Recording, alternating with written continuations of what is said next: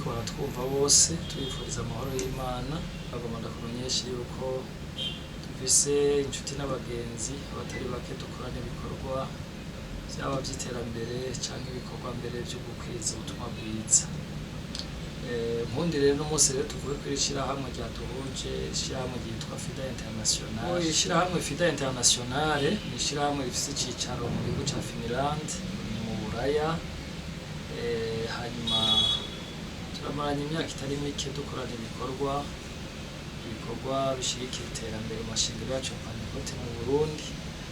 Nuko mu bisata vy'indero twarashoboye gufashanya nabo vyo kubaka amasantere jeune mu gihugu, mu bisata vyo kurwanya inzara, usanga abantu babwirizwa kuronka ikibatunga mu ngo, ibitungwa bigatangwa. Twarakoranye ibikorwa bitari bike, mbere no muri iki gisata co kubumbatira amahoro dufise ibikorwa twakoranye, harimwo n'iki gisata mbere c'amagara y'abantu, harimwo ibikorwa twakoranye n'ishirahamwe FIDA International. Murumva ko ari ibikorwa vyagutse cane.